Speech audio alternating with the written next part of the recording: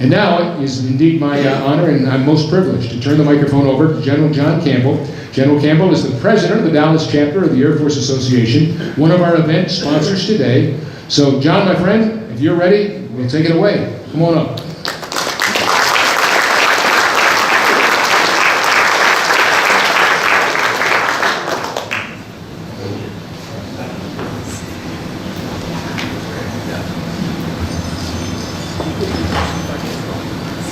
Well, thanks. I'm John Campbell. I'm the president of the Dallas chapter of the Air Force Association.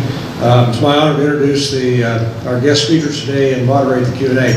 I first, though, want to thank Scott Murray for his time in doing this. This whole event is put on by amateurs, but to have a professional as the face to the audience is so valuable to us. And Scott, we know this is one of your passions, and we appreciate it, though. Your time is not.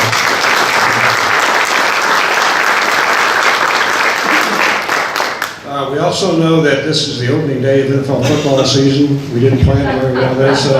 If we see you doing the Blackberry prayer, as we used to say, we just assume you're checking your fantasy football team. Would you put up the Q&A slide, please? So a couple of words about the Q&A. So we are going to spend quite a bit of time on that today. There are three ways that you can ask a question today. This is a very important part of our program. The first is, if you want to email your question to that email address, ndbs.questions@gmail.com, I'll have that inbox open, and that's an easy way to do it. You can do it right now. You can do it during the presentation. You can do it during the Q&A session, and I'll prioritize those and try to combine them so we don't duplicate. The second way is to fill out a question card, and I actually forgot to put them out. Bob Gabauer, I'll give you the question cards in just a second. If you could put those on the table, that'd be great. I just forgot to do it. They're just 3x5 cards. Fill out your question, hold your card up. We'll get a runner to come around and pick up the card and bring it to me, and I'll get it in. And finally, the third way, if we have time, we'll do if you'd rather ask your question in person, hold up your hand, you'll be recognized. We'll have a runner that will bring you a microphone, and please use that because we want to be able to hear your question. And you're welcome to ask it. I just ask if you do that, don't make it a speech, make it a question because we've got a lot of ground to cover and we know how that goes. So that our guests can speak freely during these presentations, we ask that you observe a non-attribution policy, and basically what that means is don't attribute directly to any speaker a specific remark. We think if everybody does that, it will help our guests out and encourage the speakers to be candid and open. So we're privileged today to have two subject matter experts on the Middle East. I've known both of them for many years. I admire them as thinkers and experts on some of the toughest problems and the issues that face us as a nation, and we appreciate the effort they've made to be with us today. Our first speaker is Ambassador Brigadier General retired Jim Smith, who was Ambassador to the Kingdom of Saudi Arabia from 2009 to 2013. Jim's had about 5 careers. He was a military officer and fighter pilot, a diplomat, a business executive, an educator, and a consultant. And prior to his time in Saudi Arabia, he was in the Air Force for 27 years, served as an Air Force F-15 pilot, flew combat missions, and Desert Storm was a wing commander. Also want to recognize, currently he serves as the CEO of Crosswind Strategic Consulting, focusing on business, education, healthcare, and women's initiatives. I also want to recognize his wife, Dr. Janet Breslin Smith, who is with him, who has a distinguished career on her own as an educator and an expert on defense and political issues. Janet was in the initial cadre of spouses and dependents who came back into the kingdom in 2005 after dependents had been evacuated because of a terrorist attack. And she was intimately involved in women's issues and modernization issues in the kingdom and remains with those interests. So Jim and Janet, thanks for flying. Jim reminded me that they flew yesterday out of Boston on the same time as the 9/11 flight. So they're here. Our second speaker is Steve Slick. Steve is the director of the University of Texas at Austin's Intelligence Studies Project and professor at the LBJ School of Public Affairs. Before joining the LBJ school, Steve served for 28 years in the CIA's clandestine service, which is a part of our intelligence community that recruits spies and steals secrets, and Steve will talk a little bit about that. And by the way, that's not a joke, that's how they describe themselves. Steve served as the chief of station and representative of the Director of National Intelligence in a Middle Eastern capital, and some of you may be familiar with the role of the chief of station, may not be familiar, and again, Steve will talk about that. Steve is also on the staff of the National Security Council. Put the map up, please. So, as Scott said, we discussed the Asia-Pacific AOR at our first meeting. It's a huge and complicated region, but one big plot line stands out, and that is China and its ambition for power and influence. And it's pretty easy for the average citizen, if you read the papers, to kind of follow that plot line and understand what the issues are. In comparison, the Middle East is a pretty complicated and subtle place with multiple casts of characters, issues shaped by centuries-old cultural, religious, and ethnic conflicts, leaders which change with the seasons, and shifting national alliances and adversaries. To take some liberties with a quote from former CIA Director Jim Woolsey, if the Pacific is the home of a large and fearsome dragon, the Middle East is a jungle filled by a bewildering variety of poisonous snakes. And in many ways, the dragon was easier to keep track of. So given the range of possible topics today, there may be some, I'll just throw this out as a caveat, there may be some areas that neither speaker is able to discuss or comfortable discussing. I hope we'll take that as an indication of the complexity of the region. Ambassador Smith, Mr. Slick, thanks for joining us today. We'll start by providing each of you time to give opening remarks, and then we'll go into the Q&A period. And we'd be interested in your thoughts on some of the big issues that face us today and that have the potential to be bigger issues in the future. And that will lay the groundwork for what we hope will be a spirited Q&A discussion. And I've left the email address of the inbox for questions up there, so again, if you want to send those to me, I'll take it. So, Jim, the podium is yours.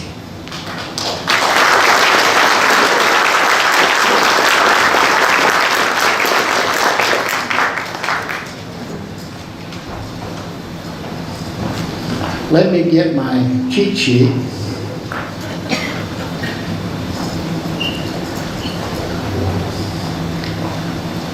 It is a pleasure to be with you. As John said, Jen and I flew in from Boston yesterday. Texas has been in the news a lot lately. Mercifully, we don't have to debate any of that here today. John and I, Sue Campbell and I go back a long way, and I really appreciate the invite to come and talk. He and I represent the quintessential example of deterrence theory in action. And that is that he and I flew together many years ago. We both have pictures, and therefore neither one of us is going to say or do anything rash. It's a great pleasure to be with you, to be back in Dallas, to be in a group of Americans who care about this country. And in particular to be brothers and sisters that at different times in their lives have stood watch over this great nation. It is an honor to be with you. I'll talk a little bit about the experience as ambassador and then a few words about the region itself, but mostly look forward to your questions. But first on the ambassadorial position. About 70% of our ambassadors are career foreign service. That is, they grew up in the foreign service and have served in the State Department their entire career. About 30%, the remaining 30% are political appointees. I fell into that latter category. Not every post requires heavy lifting. A lot of the political appointees end up in Europe and capitals where it's a lot of fun to live. NEA, Near East Asia, was the part of the State Department that I was in, and we had 23 ambassadors, and I was the only political appointee because it's a hard place to live. There is heavy lifting required in some posts. Obviously, Russia's that way, China's that way, India's that way. And in my time in Saudi Arabia, it fell into that category for a lot of different reasons. Now, once nominated by the president, there is an extensive preparation process for Senate confirmation, because you're under the watchful eye of the Senate, the subcommittee that's approving your nomination. My experience was relatively straightforward. There was a public announcement around the 1st of June, had my hearing in July. I was approved in August of 2009, and then I was in country in September 2009. In the last so many years, that has been stretched out a lot, but my confirmation process was very straightforward. Now, before departing for post, a newly minted ambassador will receive a formal letter of instruction from the president. And mine outlined my authorities. It stated that I worked for the president through the Secretary of State, and it provided a slate of priorities. My first priority, as outlined in that letter, was the protection and the safety of the embassy, the 2 consulates, the safety of the embassy staffs, and by extension, the safety of all Americans in country. And we had about 50,000 American passport holders in Saudi Arabia. And given that in 2009 there remained a significant extremist threat in the region and in country, it was clear from the president's letter that their security rested in the hands of one person. And I knew that that one person was me. Add to that the fact that Saudi Arabia had been an unaccompanied post for 5.5 years. They sent all the families home after the 2003 bombings of the Saudi Arabia National Guard headquarters, and then the attack on our consulate in Jeddah in 2004. I was the one that convinced Secretary Clinton it was time to bring families back. In fact, my wife Janet was the first spouse that had been back in Saudi Arabia, diplomatic spouse back in Saudi Arabia since the Jeddah attack. It is safe to say that for over 4 years, the first thing I thought about in the morning and the last thing I thought about at night before falling asleep was the safety of the Americans in country. This is why the combination of diplomacy and intelligence is such an important topic for us to discuss together. Every day, my first stop in the morning with my morning coffee was into the station chief's office. What are you hearing? What are people saying? The ambassador decides of the footprint of the American presence in country, where people go and when they can go there. And I was always looking for 2 data points. The first was, how good was our relationship with the host nation Ministry of Interior and Military, and how good was the information we were receiving from them. In our case, we had a very close relationship with the Minister of Interior, Mohammed bin Naif, and we had every reason to trust the information that they gave us because it was actually never wrong. And in fact, they were very responsive when we were giving information to them. As long as I was comfortable with these 2 things, I would allow people to go out, like an accordion. If you're comfortable with those 2 things, you let people go out, otherwise you pull in. Again, we were comfortable. When I got there, the embassy staffs were confined to the city of Riyadh for the embassy and the cities of Jeddah and Dhahran for the consulates. Once we became comfortable with those 2 things, as I said, we then went out and to the whole country. And it's really important because the ambassador's task is to represent the President of the United States and the American people, our interests and our values. And you can't do that hunkered down. So we moved out, and in fact, Janet and I traveled all 14 provinces in the country during our time there. So the intel function is vitally important to the ambassador, particularly in a country with a challenging threat environment. Now, the CIA has the largest footprint of any intel organization. From my observation, they are a superb organization with exceedingly talented people. And not only were they extremely disciplined in the process of intelligence information, I found them open to debate. And very often I would ask the station chief, give me the 2 or 3 experts on issue X.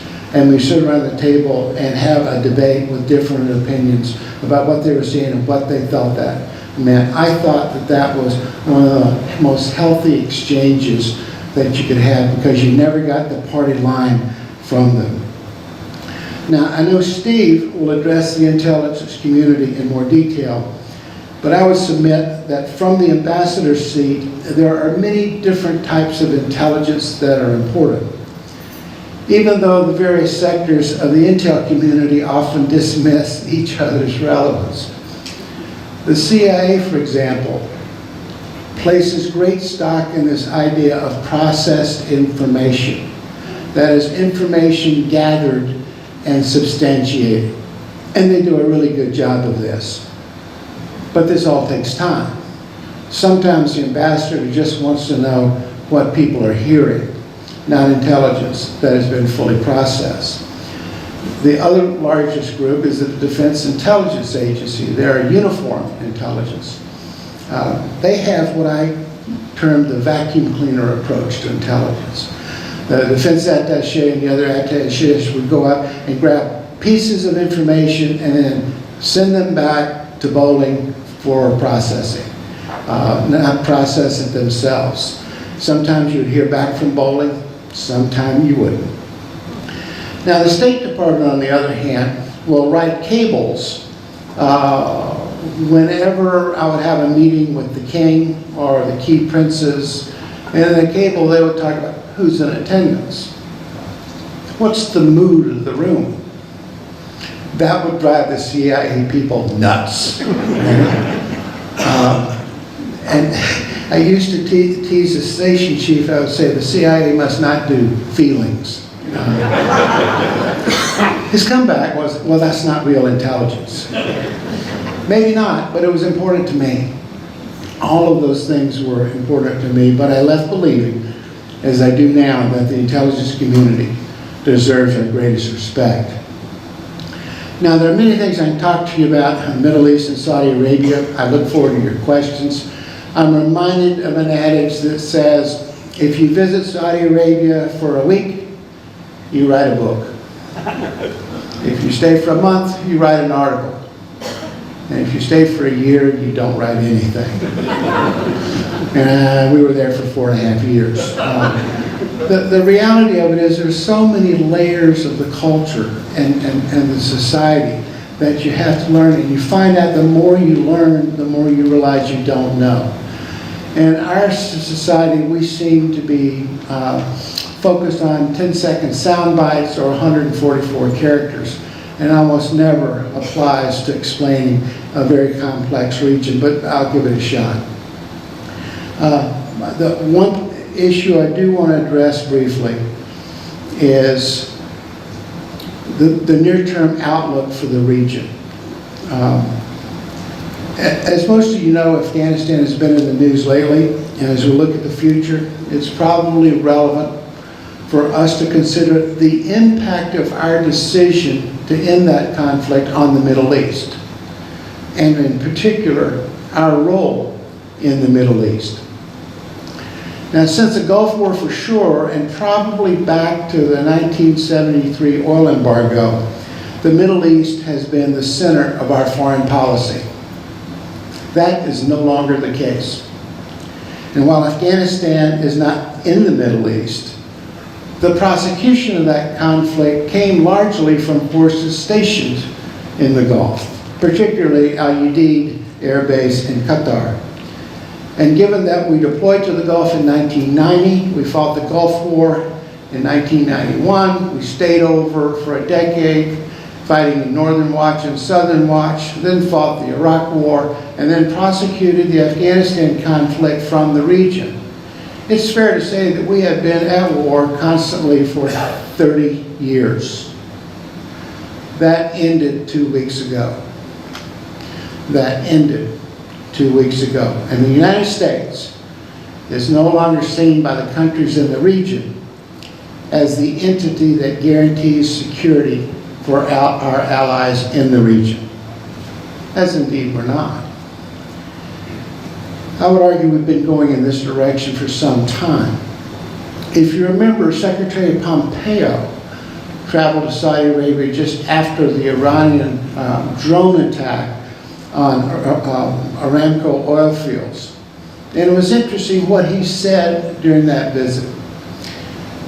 In Riyadh, his statement was telling. Every country has the right to defend itself.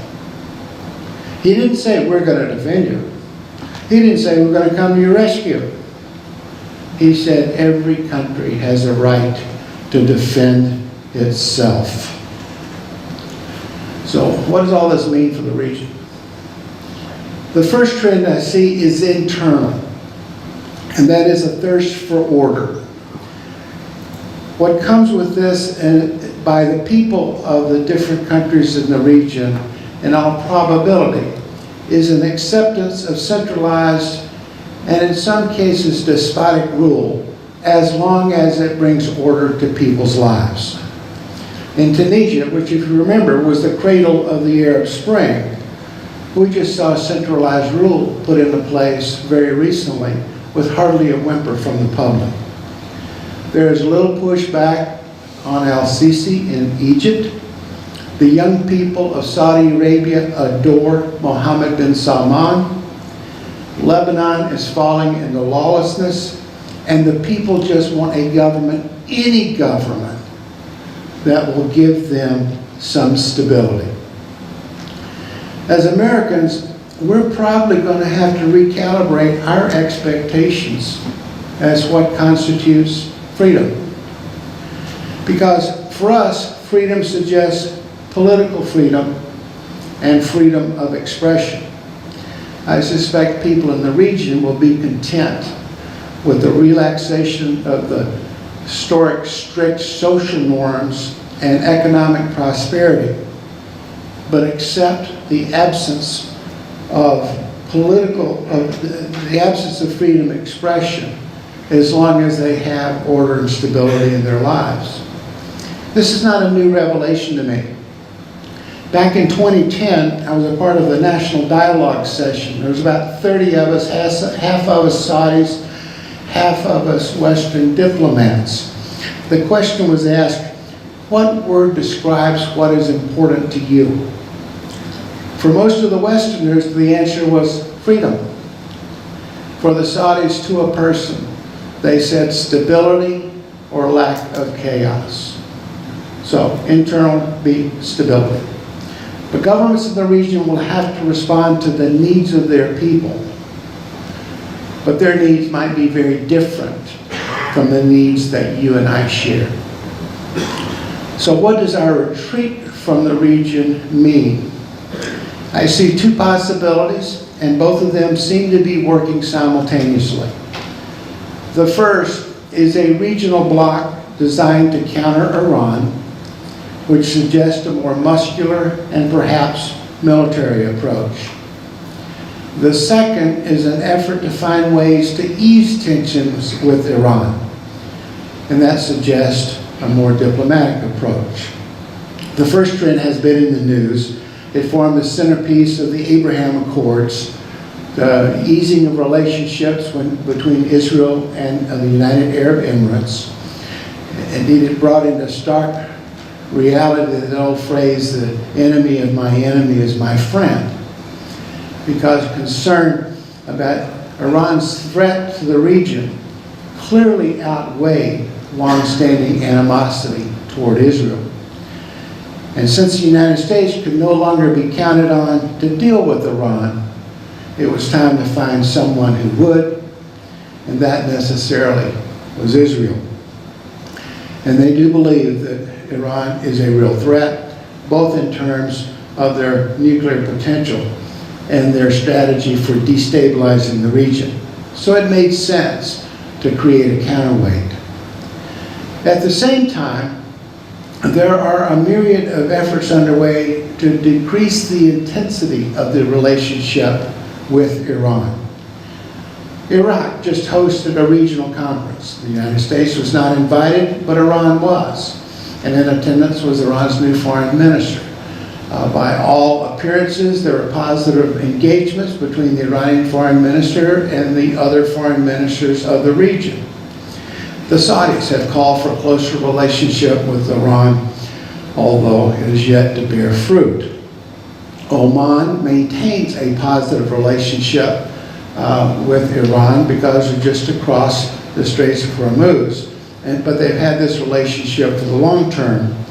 And with the easing of GCC tensions over Qatar, there are renewed positive challenges, or positive exchanges with Iran over their shared gas field. I expect both of these themes will continue to play out in parallel. And it is my hope that the diplomatic path proves successful. And again, I look forward to your questions. Thank you.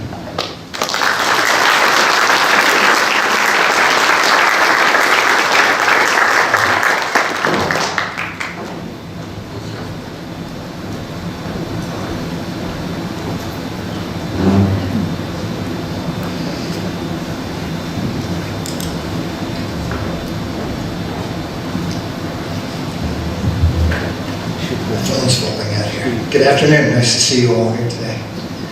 So thanks, General Campbell, very much for that, for the opportunity to participate in your briefing series this afternoon. Before I came up, I think I may have 2 microphones on. Just one? Okay, good. Thanks. I studied up a little bit on the Air Force Association and the other sponsors of the group, and I was really impressed with the kinds of support and the kinds of activities that you're undertaking. It's very impressive.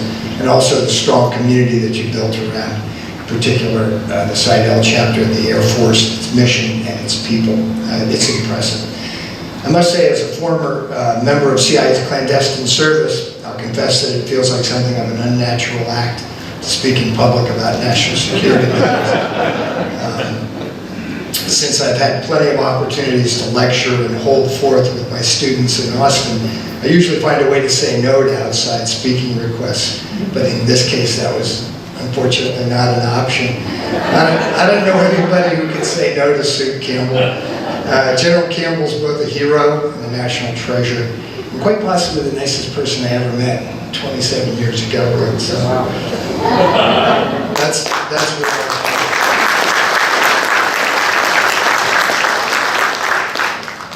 And since we are just a day after the 9/11 attacks, I will say something. I just started a job as a staff assistant to CIA's deputy director on September 4th, 2001.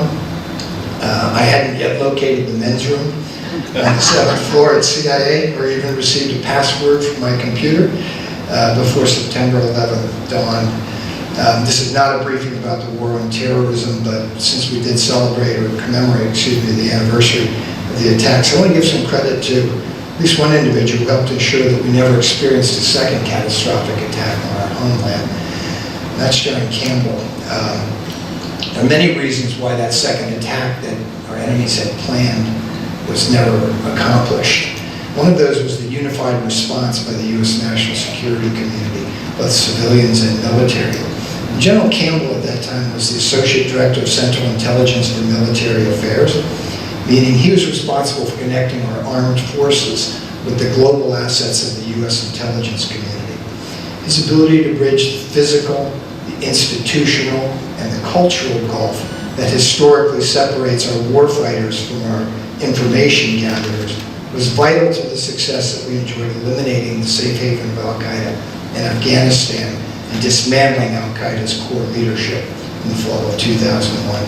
This is one of those rare examples where the qualities of a single individual made a difference in the security of our country. So we're lucky to have a leader who's so widely respected and and admired as John Campbell. Before I forget, I should also extend an open invitation to all of you to our national security programs. In Austin, we have the Strauss Center, the Clements Center, our Intelligence Studies Project. We're doing our best to offer interesting courses to our students. We sponsor research. We host events like this one, focused on important national security topics. So you should check out our websites, get on our invitation list, and come down and attend some of our events if you find anything interesting. And just contact me directly if you have any problem getting in or have any suggestions for things we might want to offer to our students. So I watched the Tour de Force Commanders briefing that you received from Admiral Walsh in June on the Asia-Pacific region. It's an odd cultural quirk. There are many of them. But CIA officers are famously allergic to PowerPoint slides. It's like oil and water. So I'll share my thoughts with you using this format on 3 discrete topics, and then we'll turn it over to your questions. First, I'd like to remind you of how U.S. intelligence is organized and how it functions. It's what I know, it's what I teach, and it's also, on most days, important to protecting the country. Then I'll turn to the Middle East, our assigned topic. We'll offer a brief assessment of what the region looks like through the eyes of our closest ally, Israel. After leaving the White House at the end of the Bush administration, I was allowed to return to what we call the foreign field, and I spent 4 years helping manage the security relationship with Israel. And during that tour, I also dealt extensively with the Palestinian Authority and its security services that you may be interested in talking about. And then finally, I'll try to prime our discussion of the opportunities and challenges that confront U.S. policymakers in the Middle East. By placing the region in its near-term historical context, I think you'll find it consistent with what Ambassador Smith told you as well. It's been almost 10 years since the Arab Spring unfolded, and that was a remarkable series of events, and so it's a good time to take stock. So turning to U.S. intelligence. So some of you already know that the modern U.S. intelligence community shares a birthday with the United States Air Force. On July 26, 1947, President Harry Truman delayed the takeoff of his VC-54C aircraft. He called it, for those of you who are historians, the Sacred Cow, from his time on the Hill. He was leaving on a trip to visit his dying mother. And the delay on the tarmac was to allow him time to sign into law a statute that we now know as the 1947 National Security Act. That law was enormously consequential for many reasons, but for our purposes, it established the United States Air Force and also the Central Intelligence Agency, as well as a director of Central Intelligence who would head the CIA and also lead a loose-knit community comprising the government's other intelligence organizations. Truman was looking back at the intelligence failure at Pearl Harbor that had drawn us into World War II. He couldn't afford to have that repeated. And he was also anticipating the coming Cold War, a global competition for influence with our wartime ally, the Soviet Union. Truman's visceral revulsion to the power that Hitler had centralized in his Gestapo and his Abwehr caused him to scatter the U.S. security agencies across the U.S. government. Rather than allow a single organization to become too powerful, they were scattered in what has now become 6 different cabinet agencies. And that was a protective measure, and it was Truman's own input. Okay? The purpose of our intelligence community then as now is the same: to provide information to busy policymakers making national security decisions. The theory of the case is quite simple. Better information will result in better policies. But of course, gathering and evaluating that information and producing those better policy decisions has proven anything but simple over the years. After the successful Al-Qaeda attacks in 2001 and informed by the influential 9/11 Commission, Congress passed a law in 2004 that restructured U.S. intelligence for the first time in 50 years. It was called the 2004 Intelligence Reform and Terrorism Prevention Act, the IRTPA. Rolls right off the tongue. And what it did was essentially created a National Counterterrorism Center where we bring together all the available threat reporting. And it also created a Director of National Intelligence who has the authority to force the agencies to share information with one another and to work more closely together. These reforms in the Office of the DNI itself have experienced a rocky first 15 years, I have to say. But I supported those changes then, in 2004 and 2005, when the office stood up. And I still believe our intelligence community, that now includes 18 different specialized agencies, is more effective under strong central leadership. I'd suggest that the DNI and American intelligence currently face 4 major challenges. There are probably more. First, are we smart and agile enough to shift our attention away from counterterrorism and towards peer state competitors like China and Russia? Everyone in Washington agrees that we should reorder our national security priorities.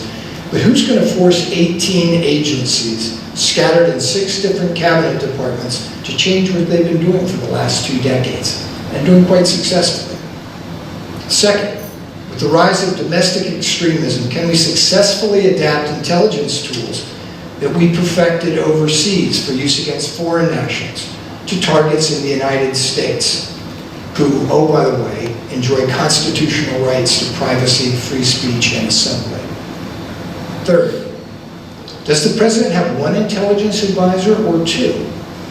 The 2004 law declares that the DNI is the president's principal intelligence advisor. But the last 3 presidents have included both the DNI and the CIA director as permanent members in their National Security Council. There's only one military advisor to the president in the National Security Council, and that's the chairman of the Joint Chiefs of Staff. So why do we have 2 different intelligence leaders attending all of these policy meetings? This is maybe a good place to take that detour that General Campbell alluded to and described the role of a chief of station, or what we refer to as a COS. So the COS in a foreign country supervises all the CIA's personnel and activities there. And since 2005, the COS has had the added responsibility to serve as the DNI's representative to the foreign country. And his job in that capacity, just as the DNI tries to coordinate the intelligence effort in the United States, the COS overseas tries to support the local ambassador with intelligence and help him or her ride herd over the various security agencies that may be at post, right? And in large embassies overseas, I'm not sure what Ambassador Smith's experience was in Saudi Arabia, sometimes we have 12 or more intelligence agencies represented in the embassy. So that's an important function. Now, with respect to the relationship between the ambassador and the chief of station that Ambassador Smith referred to, whenever a controversy or a disagreement arose, and they're very rare, very infrequent, but they do happen, I was always mindful of what Ambassador Smith said, and that is that the ambassador is the president's personal representative in a foreign country, and that my bosses as the COS, in other words, the DNI and the CIA director, work for his boss. So that's an important reminder, and I'm sure Ambassador Smith never lost an argument with the chief of station, or not a good chief of station in that case. Okay, turning to Israel. So after 5 years at the White House, I managed to find about the only assignment in government that had any worse working hours. So I moved to Tel Aviv. I was not then and am not now a specialist in the Middle East, but I faced a steep learning curve, and eventually I came to understand how the region actually looks through the eyes of Israel's political, military, and intelligence leaders. Israel is the only functioning democracy in the Middle East, period. It is, for that and other reasons, our closest ally in this part of the world.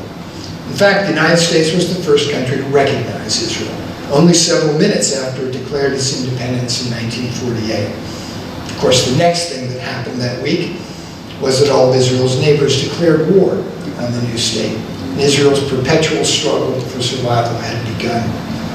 Recall that I served there during the first term of the Obama administration. The personal and political relationship between President Obama and Prime Minister Netanyahu was frosty, to say the least. They regarded each other with deep skepticism and distrust. They frankly didn't like one another. Notwithstanding the animosity between the political leaders in Washington and Jerusalem, the relationships between the U.S. intelligence agencies and their Israeli counterparts was close, highly productive. In the intelligence arena, the Israelis are among the most sophisticated and accomplished practitioners in the world. Countless U.S. lives have been saved because of our close relationship with Israeli intelligence. The Israelis are not, however, known for subtlety. When we hosted cabinet-level visitors from Washington, they would often ask their Israeli host, lists for me the three main security challenges you face in Israel. They thought that was clever. The stock answer they always got back was Iran, Iran, Iran. All right? And this was a time when the Arab Spring uprisings were raging. Autocratic governments closely allied with Israel were collapsing. Israel's peace partner in Egypt was in the hands of the Muslim Brotherhood. A civil war was underway across Israel's northern border in Syria. Hamas was regularly launching rockets from Gaza into Israel, and peace talks with the Palestinian Authority were broken down. Israel's list of security worries today is just as long, but I suspect their national security community is similarly focused on Iran. It's a revolutionary state, it's committed to developing nuclear weapons, and it's busy spreading instability across a Shia crescent that runs from Afghanistan into the Levant. If you believe Iran's prime minister at the time, they're also in the business of wiping Israel from the face of the earth. This single focus on strategic threat posed by Iran surprises many Americans who instinctively think that the lack of progress towards a peace agreement with the Palestinians is the main source of instability in the Middle East. That's simply not true, or at least it's not true anymore. And it's certainly not how Israel's leaders see the region. As unsatisfying as it may seem to well-intentioned Americans, Israeli officials regard the threat from Palestinian extremism as a managed problem. When I was there, relations with the Fatah group in the West Bank were angry but functional, and the international criticism generated by periodic skirmishes with Hamas in Gaza, like we experienced earlier this year, were a small price to pay for the relative calm they enjoyed inside Green Line Israel. The so-called Abraham Accords that Ambassador Smith described, what they did in essence was bring Israel's close relationships with the Gulf Arab states into the full light of day. And that further marginalized the Palestinians and brought into sharper relief the real source of instability in today's Middle East. I would argue that that's the struggle for primacy between Sunni and Shia Muslims. I could argue that the most dangerous but least watched conflict underway in the world today is a shadow war between Israel and Iran. The Russians would call this a conflict in the gray zone, neither war nor peace. The Israelis actually call it the war between the wars.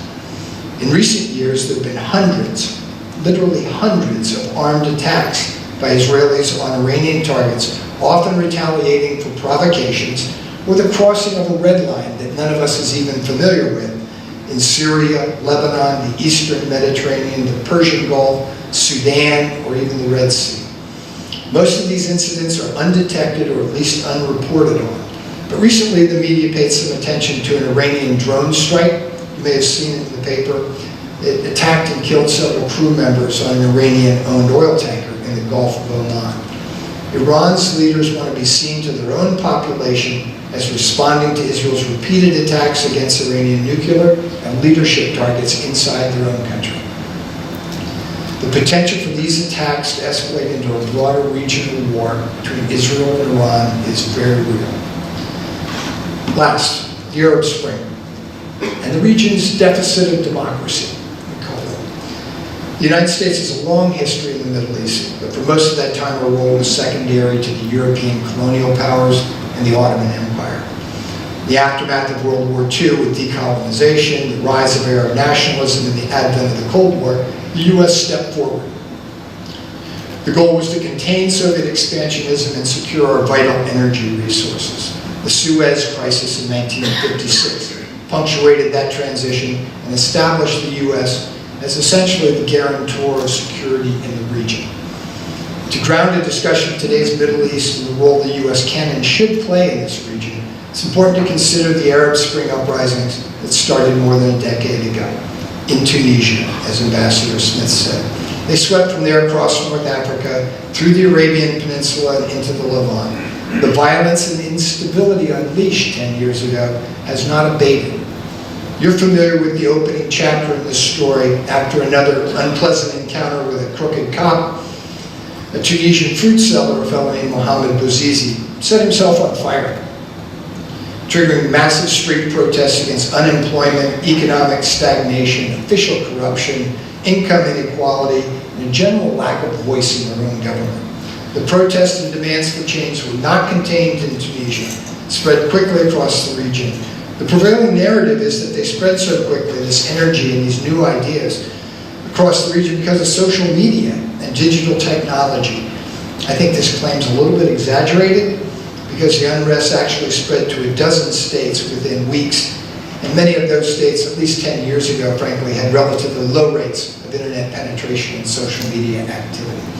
The fact that activists were organizing using social media platforms, in particular in Egypt, helped fuel the charge that the Arab Spring represented a major intelligence failure, right? How could the massive and sophisticated US intelligence community fail to detect revolutions that were being organized by kids on Facebook? Over the ensuing weeks and months, street demonstrations spread to Algeria, Libya, Egypt, Morocco, Lebanon, Jordan, Bahrain, Kuwait, Oman, Iraq, Sudan, Yemen, and Syria. The protesters were eventually suppressed, marginalized, or accommodated in most of these countries, but the outcomes have been more serious in places like Egypt, Libya, Yemen, and Syria.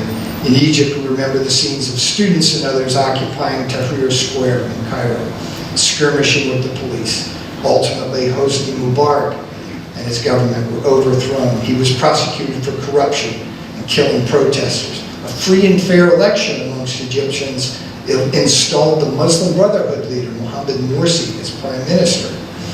But with encouragement from the Gulf monarchies and also, frankly, Israel, the Army Chief of Staff executed a coup in 2013, and General al-Sisi continues to rule Egypt as a military dictator. In Libya, protests eventually toppled the government. Muammar Gaddafi was captured and immediately executed. A civil war erupted. It's now matured into a regional proxy war that involves Turkey, Egypt, the Gulf states, and Russia. The economy is in a shambles. Tens of thousands of innocent Libyans have been killed. And there's still, however, a viable peace process sponsored by the United Nations, and hopefully that will continue to make some progress. In Yemen, the long-term strongman Ali Abdullah Saleh was forced from office, but the country descended into a full-blown civil war that's created the world's most dire humanitarian crisis, and now persists as a proxy conflict between Saudi Arabia and Iran, which sponsors the Houthi rebels. And finally, Bashar al-Assad's government violently suppressed public protests in Syria. A civil war erupted that's killed tens of thousands. Millions of Syrians have been forced from their homes. And it created space for the growth of violent religious extremists like the Islamic State. It allowed them also to advance their plans to establish a pan-Arab Islamic caliphate. With active involvement of Russia, Iran, Turkey, Israel, and the US, Syria is a full-blown proxy war zone with no clear path to successful political settlement, leaving aside the massive task of rebuilding its shattered economy. So the initial promise of the Arab Spring was unrealized. Conservative forces in the region violently suppressed their people, who were doing nothing more than seeking the blessings of democracy. At least 3 civil wars emanating from those protests are still raging with the support of outside powers.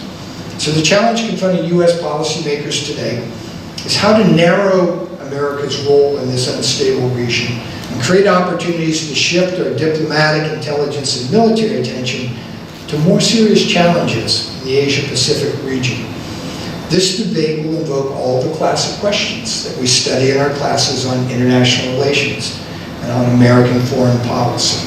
First, how deeply should we get involved in these unresolved conflicts in the Middle East? Will we be able to resist what George Washington warned about in his retirement letter in the late 18th century? Will we be able to resist the hazards of foreign entanglements or stick to our own business? And secondly, should our actions in the Middle East be determined by a cold calculation of America's interests, or should we be guided, as President Biden has recently promised, by America's enduring values? These are hard choices. I'm interested in hearing from you on all of those and more. So thanks very much again for your time.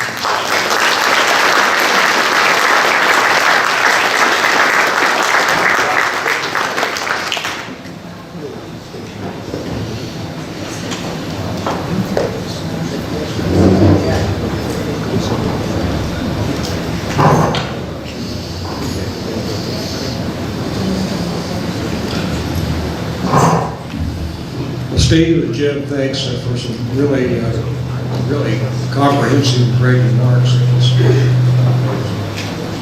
Very informational. I'll just say, Steve, you're very kind sort of remarks about the CIA. I never expected to end up my military career at the CIA. I had no intel background, but I got sent there. As we say, you go where you're sent.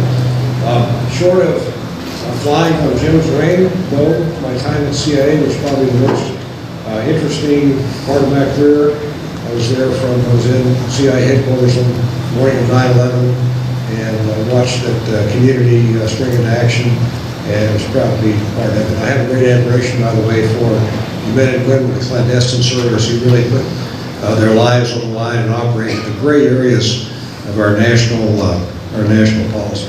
So I got some great questions. I'll tell you right now, I'm really impressed with the sophistication of the questions, and I'll get to those in just a second. Again, please send them to the email inbox or hold up your question card, and we'll get to the in-person questions in just a minute. So let me start off. I was actually going to ask initially an overhead question from both of them about the future of the region in light of our experience in Afghanistan and what the Afghanistan situation portends for U.S. activity in the region. I'll modify this a little bit and say, ask this question. If the U.S. in fact withdraws in some degree from the region, what does that mean for the great power competition in the region?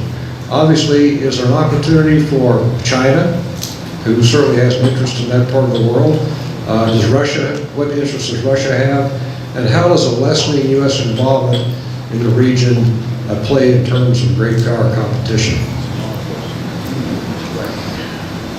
Well, I think you've got to start with asking the question, what is the United States government's position going to be vis-a-vis the other great powers?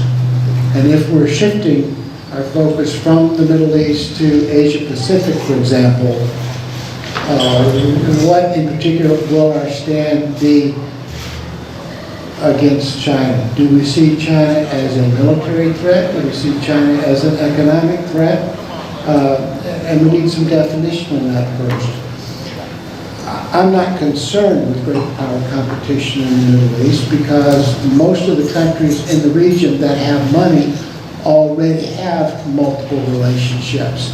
The Saudis get most of their hardware from the United States and Great Britain, but they also buy some from other countries. They just signed a deal with Russia. I don't think that our relationship there is going to atrophy. The Chinese are not much into military expansion, but with the Silk Road, they're putting a series of outposts in place to try to capture the economic vitality of the region. So as an economic power, they're a threat. But I don't think the fear of near-peer competition should force us to make a rash decision to move in and fill every perceived void. Yeah, I agree with that. I think that's exactly right. You also have to look at the net impact. If the premise of the question was that we lessen our interaction, our engagement, our deployments in the Middle East, will that create space in the Middle East for Russia and China to be more active and more influential? Well, the reason we're withdrawing our focus and our forces from the Middle East is to reorient them to East Asia, where we're closer to what we see as a long-term rival or competitor, potentially a military adversary. So I don't think the Chinese would view that as a benefit if they were able to make new commercial contacts in the Middle East, if in fact it meant that 50, 100, 150,000 U.S. security forces are flowing to their part of the world, to their backyard. So net-net, I don't think it's a problem. I don't think the Russian interest in the Middle East should distract anybody. Russia's a declining power. They're playing a spoiler role in Syria. Even that they can barely afford. And so they'll continue to play a weak hand well, which they've done in Libya and other places. They'll have a place at the table. They'll have a voice. They'll be active, they'll be difficult to the United States every opportunity they arise, but they don't have the global reach. They simply don't have the wealth or the military power to reach to the Middle East in any significant way. Okay, thank you. Here's a good question, actually. It's one I had a question on when we started this whole discussion, and that is a simple one. What defines the Middle East? What countries are in the Middle East? And I don't know that there's a unified agreement among all the agencies. I'll just tell you what the Central Command view of the Middle East is, what's in their area of responsibility. And by the way, Israel was just added to the Central Command area of responsibility this year. The 20 other nations, including Afghanistan, Bahrain, Egypt, Iran, Iraq, Jordan, Kazakhstan, Kuwait, Kyrgyzstan, Lebanon, Oman, Pakistan, Qatar, Saudi Arabia, Syria, Tajikistan, Turkmenistan, all the stands, UAE, Uzbekistan, and Yemen. So that's a working definition, I guess, of what's in the Middle East. I think there's some seams here and there. In fact, I think CIA has a different view sometimes of the regional seams than DOD has. But that's good enough for our discussion. Steve, here's one for you, since you sort of brought this up. Having lived in Iran for 6 years under the Shah and having seen the recent visible desire to overthrow the current government, what can we expect in the future? How can the Iranians achieve an overthrow, and I guess assuming they want to, and what part should the U.S. play in that discussion, in that policy? Yeah, I would encourage you to take at least the first several weeks of my covert action seminar. We spent a lot of time on Operation Ajax, 1953, the CIA-sponsored overthrow of Prime Minister Mohammad Mossadegh, which remains controversial to this day. So I think several things that I'm not sure we'll be able to place together in any satisfactory way. I think the Iranian people are probably dissatisfied on some level with their government, at least their inability to travel, their economic hardships, their inability to interact on an international stage with their peers outside, scientists, performers, and athletes, and others. So I think the government is not popular, but I think the prospects for a successful popular uprising are non-existent and at present, and I think the U.S. should be very, very slow to try to get involved either in fomenting that sort of uprising or encouraging people that come into the streets with the aim of displacing their government. It's a highly effective police state. I'm sure it's fragile on one level, on a foundational level, but I would not counsel, if anybody asked me whether the CIA should get involved in a covert program to instigate an insurrection against the Iranian government, I would give that almost no chance of succeeding and call it a fool's errand. So it would be ideal, it would suit many of our interests, it would please many of us, it would bring to the clerical regime what they deserve, a reckoning by their people, but I don't see it happening. Well, you know, we have some good examples and bad examples when we overthrow authoritarian governments and hope for the best. Sometimes it doesn't work out that way. One needs to take a long-term perspective when making decisions like that. Jim, here's one for you, and I know this is a question that you've dealt with as part of your business. It says, any advice for business people negotiating with Middle Eastern companies or doing business in the Middle East? Sure, I used to have this conversation all the time.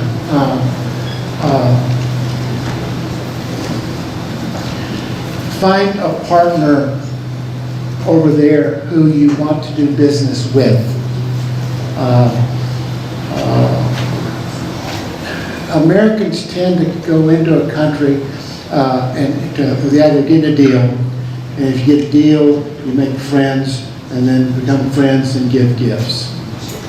Turn it around, give gifts, make friends, and then the business will take care of itself. So this idea of finding an in-country partner makes so much sense. for several reasons. One, the Saudi government wants tech transfer and knowledge transfer. So while they are willing to accept what you're doing in country, they would like to see that transfer in part to a Saudi partner. The second and the biggest reason is the Saudi bureaucracy is almost as bad as our bureaucracy. And it's very difficult to know the rules, and the rules change all the time. So find somebody over there that understands it, is there all the time, and you stay close to what you're doing, and then that would be the person who worked through the bureaucratic process. So it becomes a real partner. And the third thing I would say is enjoy their company. Business takes time to develop. I remember the president of a company came in one day and plopped down on my couch and was just really frustrated. And I said, "What's wrong?" I said, he said, "Well, we're negotiating prices right now." And I said, "Well, you're going to lose." And he said, "What do you mean?" I said, "They have you exactly where they want you. You're frustrated." He said, "Well, what should I do?" I said, "Okay, you got a meeting after this meeting this afternoon?" He said, "Well, no." I said, "Well, go down to the souk and just walk through. Don't stop, just walk through, and then find something that's interesting, and then identify something you want to take home. And sit there and barter with the guy until you get it for 40% of his first asking price and enjoy the experience. And until you can do that, you can't compete with these guys because bartering is part of their DNA. Well, he came in 2 days later and he came in to see me and said, "It's all over. We were to sign a deal." And I said, "What happened?" "Well, it was great. You know, I did exactly what you said. I got what I wanted, and I got it for 40%. We came in the next day, and we started the price negotiations. They said something, and I just broke out laughing. And we had a wonderful time." So enjoy their company while you're doing business. Steve, here's one for you. It says, our technical, and this is regarding the intelligence community, our intelligence technical approaches and traditional human intelligence methods able to deal with the close familial and tribal networks of regional tribes and families?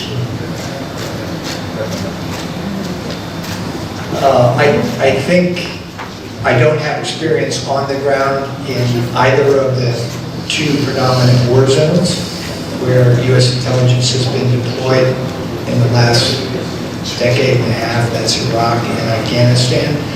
But my understanding is that what we refer to, what you're describing as cultural intelligence, meaning understanding the tribal and ethnic and cultural relationships and mix of people, has been a real challenge for us. The U.S. military, as they deployed units forward to forward operating bases, particularly eastern Afghanistan, were severely challenged to have tactical on-the-ground intelligence about who controls that intersection, who's over that hill, who do they sympathize with in this village. These are important force protection pieces of intelligence to have, and we had a very difficult time getting them. Part of that is language, part of that is cultural affinity or understanding that just takes time to build. I think, and if I could turn it to the current situation in Afghanistan, I think we eventually did much better at that, understanding all that we didn't know. We relied extensively on local partners on the ground. In CIA's case, these were the counterterrorism pursuit teams that have been disclosed and talked about. They became quite comfortable understanding the AOR that they were assigned to work in, protecting American forces in that AOR, and also prosecuting our war aims. In other words, finding and capturing or killing the terrorists. So we became much better at that, and I would suggest, while it's a different topic for inquiry, One of the real challenges facing U.S. intelligence after the drawdown and withdrawal from Afghanistan is going to be just that. They refer to it in the media as over the horizon collection. The question is, what are we going to lose? What are we going to not know because we don't have people forward out in U.S. military, U.S. diplomatic, U.S. commercial, U.S. cultural establishments closer to the people? And I think there's going to be a real loss there. There's going to be a deficit there.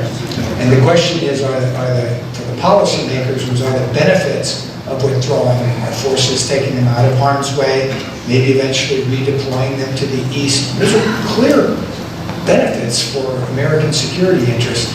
Do they outweigh the risk that we're now accepting in Afghanistan? Because it's just simply harder to collect intelligence if you're not physically on the ground.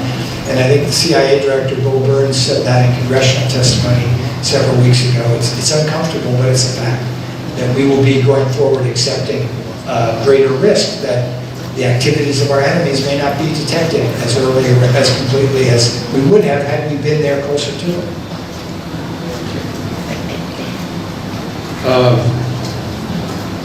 Here's one I'll throw out. I don't think we really know the answer to this right now. It may not be equipped in this group anyway to discuss it, but I'll throw it out. What's the impact of the captured equipment in the bases in Afghanistan in terms of utilizing American equipment, reverse engineering, what they find there, and exporting that to the guys who shouldn't have it? I'll throw that to either one of you. I'll take a sort of tangential shot at it. I think that was greatly exaggerated. It's a legitimate question to ask. You know, we're leaving a lot of money, a lot of equipment behind. We paid a lot of money for it. Is it potentially useful to our enemies after we leave? And then the Taliban obviously took advantage of that to include some of these pieces in their parades and some of their spectacles that they wanted to see filmed.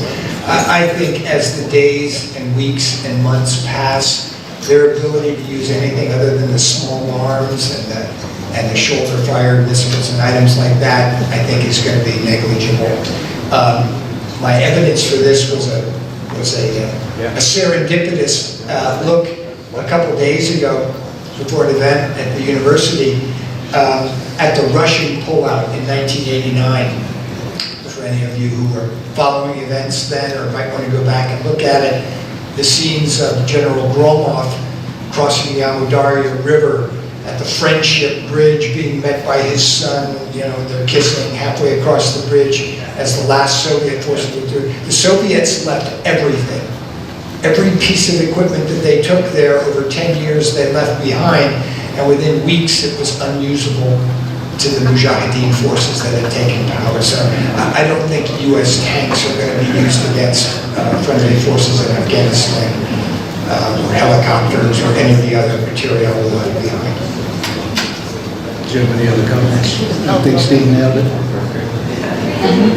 Here's a really high-level question, and I'll throw it out to either one of you. What should we know about the Sunni-Shia differences, the theological differences, and how that relates to our national security and our policy in the Middle East? That's sort of a boil the ocean question, but I'll throw it out. Yeah, the conflict in the region is not Sunni-Shia. The conflict is political. Many of my Saudi friends would tell me about growing up and their next door neighbor was Shia and they were Sunni and everybody got along. The Sunni-Shia rift that we see today has been the byproduct of Iranian efforts to destabilize the region. And it's been a coherent strategy since 1979. If you're looking to build a power base, you can do one of two things. You can spend billions of dollars on weapons to get stronger than your neighbors, or you destabilize your neighbors because all power is relative. The Iranians have taken the approach of destabilizing their neighbors so they're stronger. And the Sunni-Shia divide has been one of their instruments. the real issue at work is this concept called Rifat al-Fiqh, which in Islam, the way it's interpreted in Iran, is that the Grand Ayatollah is the leader of Islam. Well, the Saudis just don't buy that. The Saudis call themselves the keeper of the two holy mosques. So in the Sunni world, Saudi Arabia is keeper of the holy mosque, and they maintain the holy places for all Muslims. In Iran, the Grand Ayatollah, going back all the way to Khomeini in '79, has said, I am the leader of Islam. What I say is in place for religious and political decision making. I don't think so. So the Sunni-Shia conflict is not a conflict religious any more than the conflict between Baptists and Methodists on most levels. But it's been elevated to a political conflict because of Iran's desire to destabilize its neighbors. I'm not sure about that Baptist Methodist thing. I grew up on a farm in Georgia, and the Baptists drove Fords and the Methodists drove Buicks.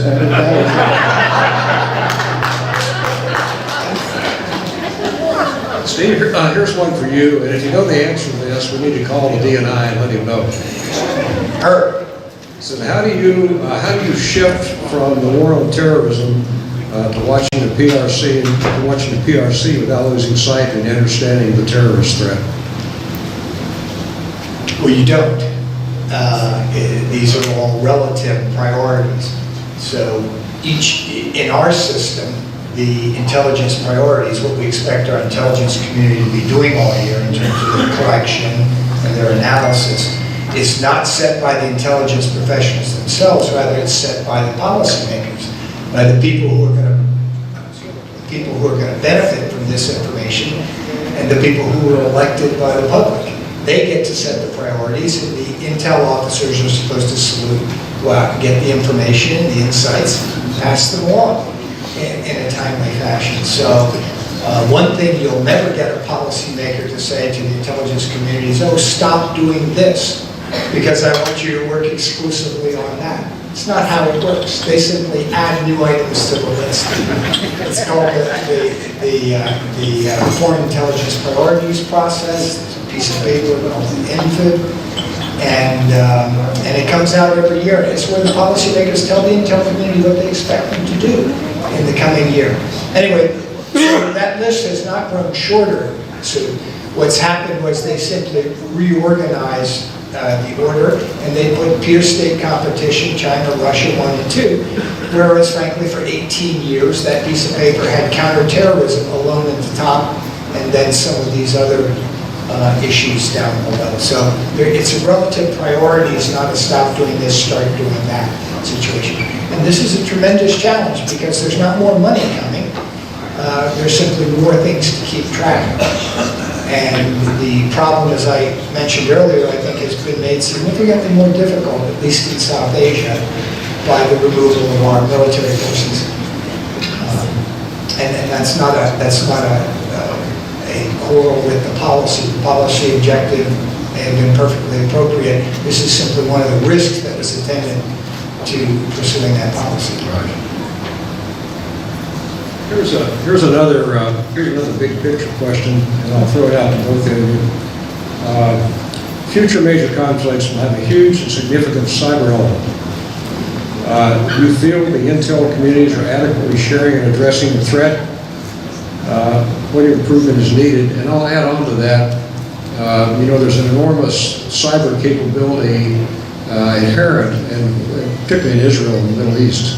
And sometimes it depends on which side they're on with that capability, but they're there. What do you think about the cyber threat going forward? I don't regard cyber as a threat. I regard cyber simply as a discipline, as a theater, an area of operations. It's a tool.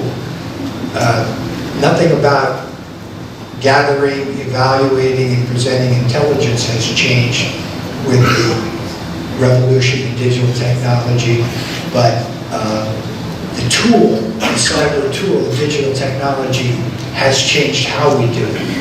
And it's changed everything, just the way it has in our private lives, it has in U.S. intelligence, and that's everything from human intelligence to technical intelligence to analysis to covert action.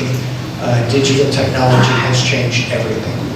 We're extremely vulnerable. As I mentioned in my remarks, I might have skipped over, the margins are extremely thin right now. We used to have a tremendous technological advantage in the intelligence field. We could very often penetrate other people's networks while keeping our own networks secure. Those margins are very thin right now, so we're defending this much space between us and our adversaries. And in that regard, it's very important to have allies like Israel. Israel's a small country, a vulnerable country, but extremely well educated and sophisticated on matters of cyber, and they're great partners of ours in that area. So the short answer is it's changed everything about the intelligence discipline, and it's one of the most significant challenges we face today is making sure that we can defend those margins and maybe even grow them.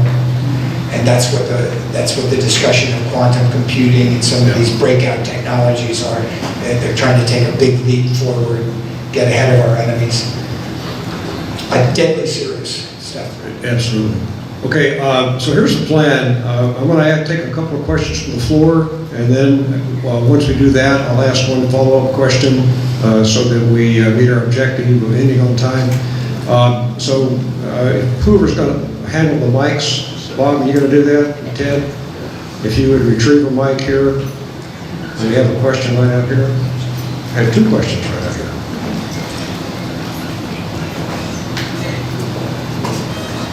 And I'll ask while we're doing that, I'll ask Jim, I'll throw this out to Jim. It says, question for the ambassador. One thing that's been said about the Arab world is that they, quote, never miss an opportunity to miss an opportunity. Can you speak to the accuracy of that statement, and if you have any examples?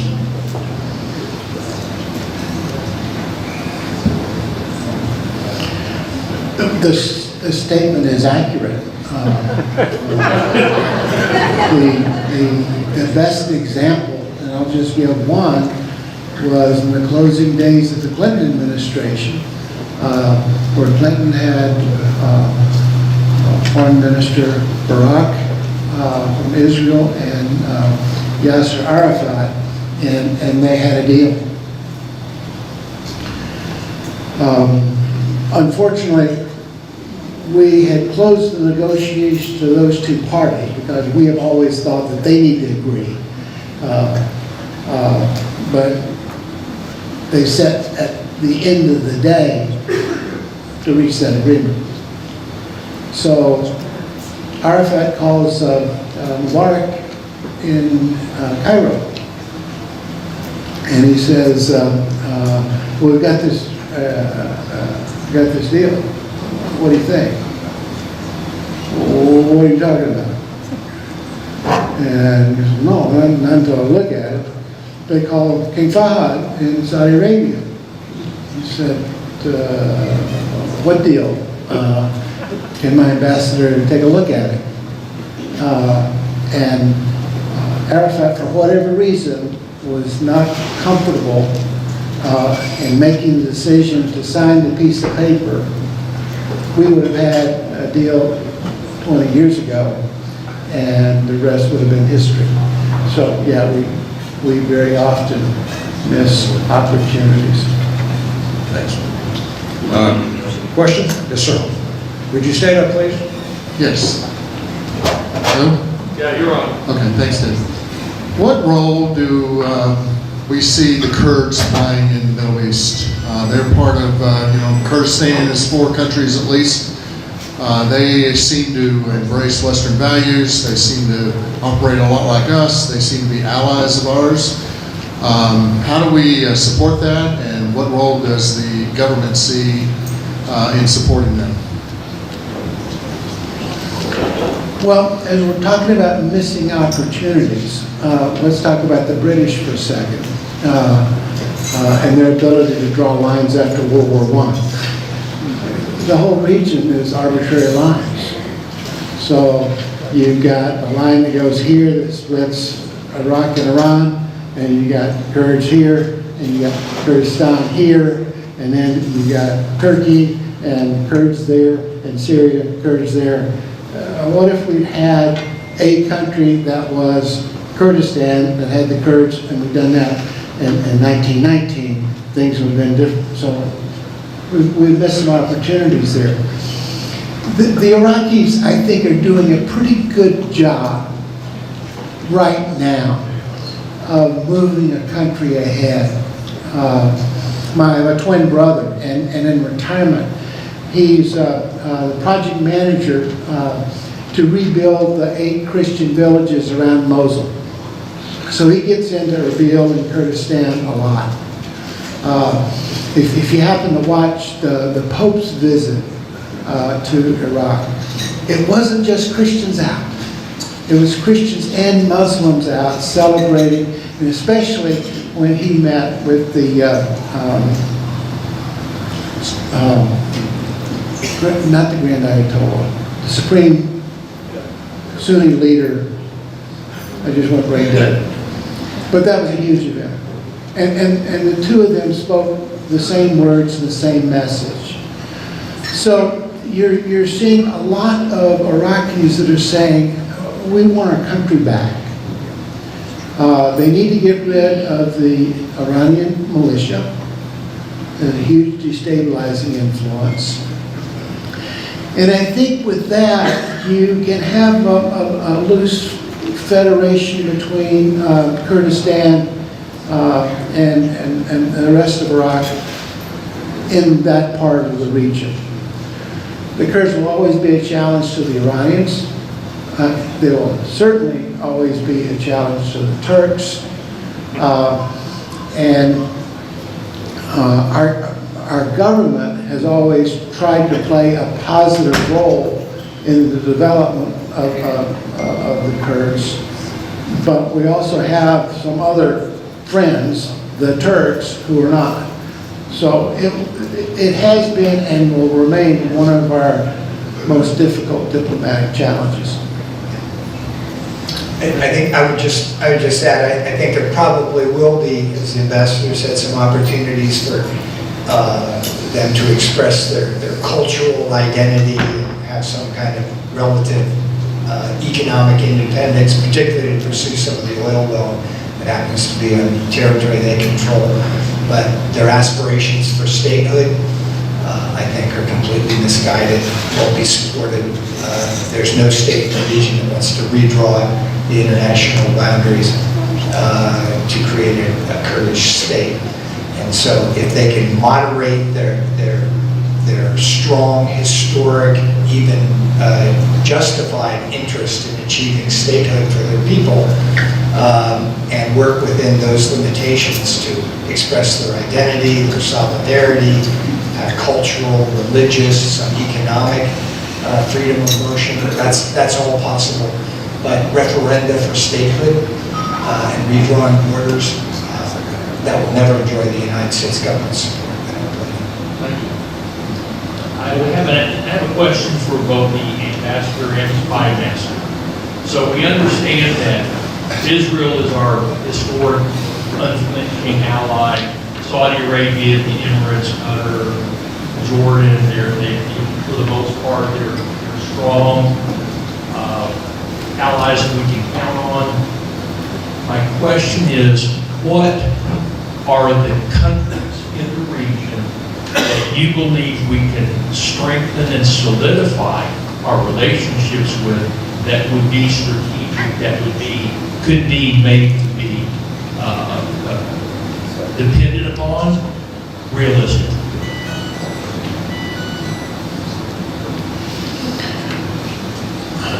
Well, as I said in my remarks, the ambassador is the representative of the president. And I think every ambassador in the region is emboldened with the task of figuring that out for the country that they're in. They don't represent that country, they represent America in that country. So there's a wide range of possibilities here.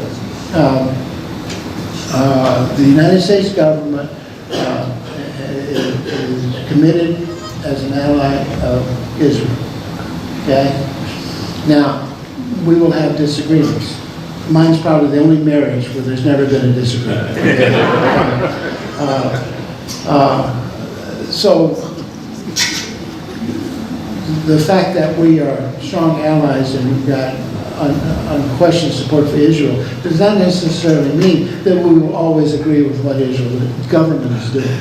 Okay? So, that's part of the equation here. I used to think Turkey, much less so now. Jordan has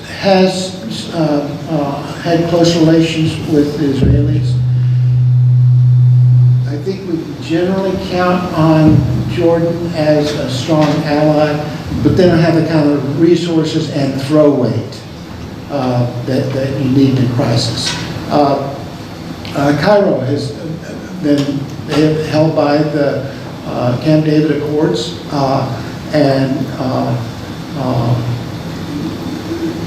I don't see their support for that peace treaty waning. Saudi Arabia is the elephant in the middle of the room.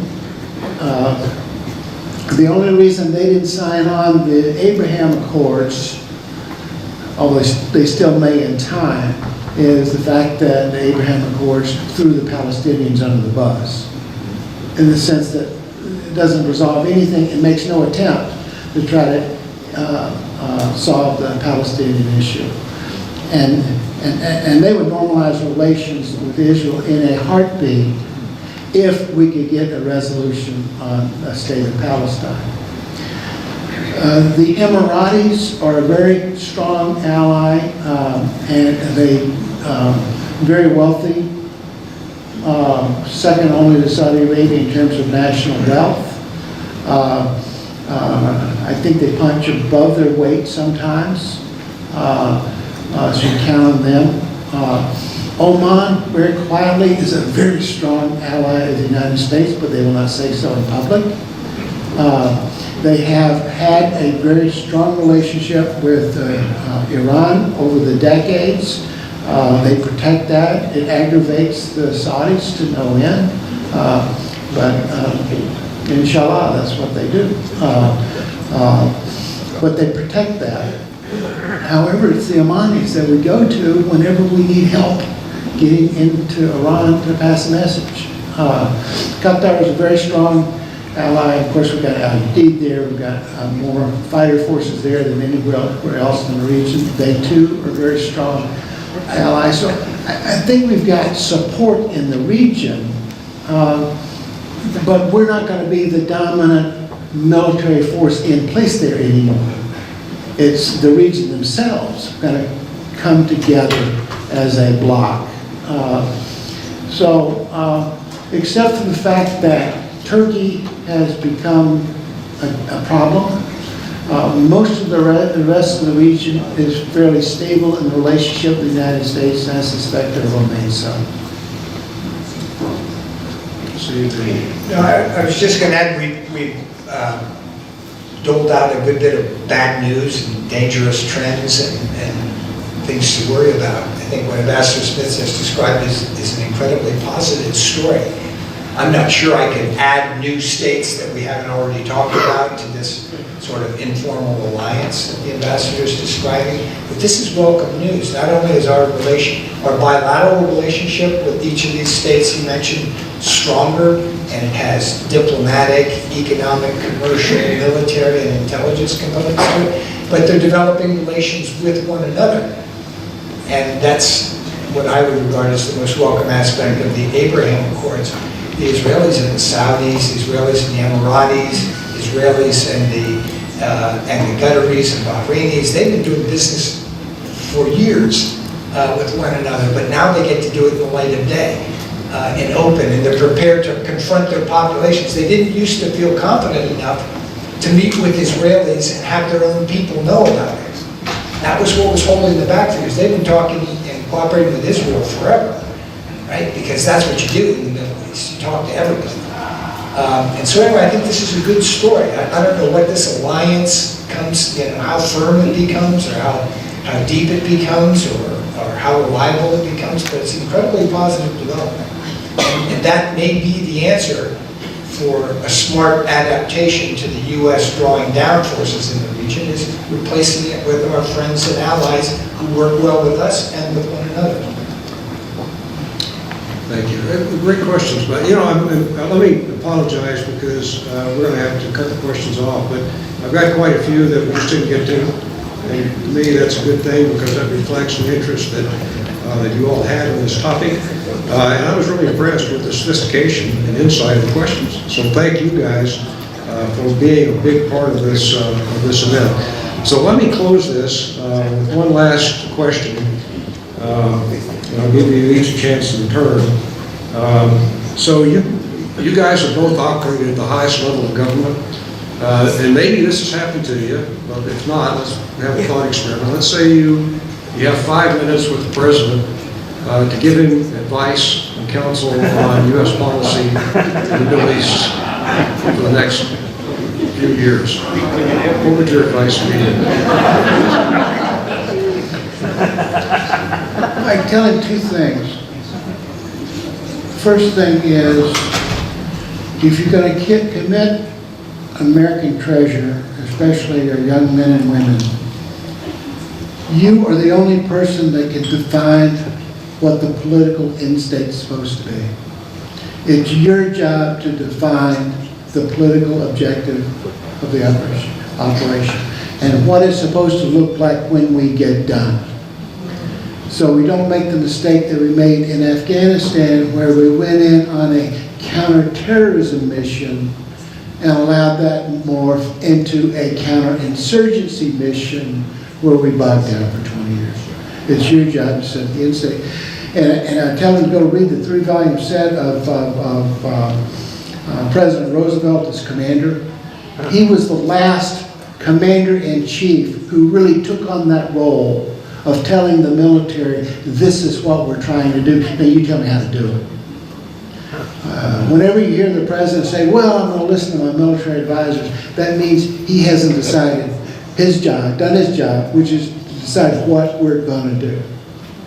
And the second thing I tell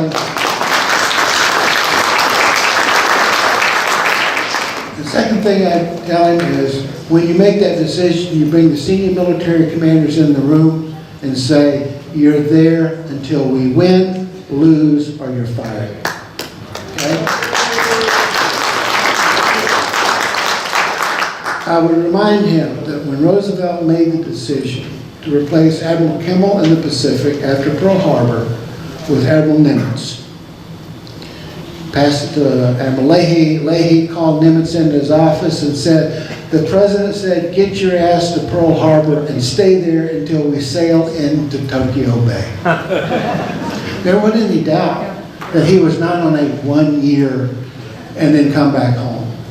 And when you look at both Vietnam and Afghanistan, we got into this personnel thing of trying to give everybody combat experience, so you change over every year. You change over every year. Well, every new commander comes in and says, well, look, out of place, he really screwed it up, but I got the right answer.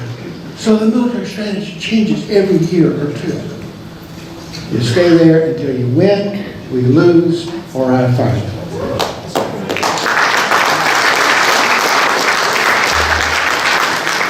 Steve, sometimes going second's a tough job. But you got it.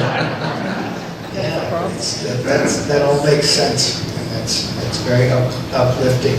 Mine is a little bit of inside baseball, and maybe small ball at that. I would talk to the president about our alliances. I used a shorthand when I was describing the Cold War as a competition between the Soviet Union and the United States that we ultimately prevailed in, and many of you deserve a great deal of credit for that. But it wasn't the United States and the Soviet Union, it was the Soviet Union and its allies and the United States and its allies around the world, right? And that's not a small number, that's a large number of states and citizens who are part of our team. And I would take that understanding and look forward at the coming competition with China. We don't know how this is going to evolve, whether it's going to be competitive, partially cooperative, wholly cooperative, or whether it's going to be adversarial, whether this is going to be a power that we have to compete and fight with militarily. That would be a horrible outcome for mankind if it comes out that way. But as I look across our advantages, we have some disadvantages when we compare and contrast China's strengths and weaknesses in this competition and our own strengths and weaknesses in this competition. They have a larger population, they have an economy with commensurate economy with a good deal of momentum, they have markets, they have dictatorial rule. In other words, they're not slowed by democratic processes like debate and elections and all these untidy things. But what they don't have is friends, right? And we did, and we still do. But these relationships, many of them are not as strong as they were, not as strong as they should be. We've spent several years, frankly, beating up on our friends rather than encouraging and strengthening them. And so I would encourage President Biden or his successor, when he looks forward strategically at the coming competition with China and racks and stacks Americans' advantages and disadvantages in this, not to forget alliances. There are no votes in it. There are no votes in going to Brussels for a NATO meeting or going off to a CETO meeting in Southeast Asia or going to Japan or South Korea and rallying our allies on the front lines of this coming competition. But it may be the most important thing a president does is to make serious and enforceable commitments to our allies and receive and exchange the same from them, because ultimately it's going to be us and our team competing with China and not us alone. Steve, you did good. Thank you.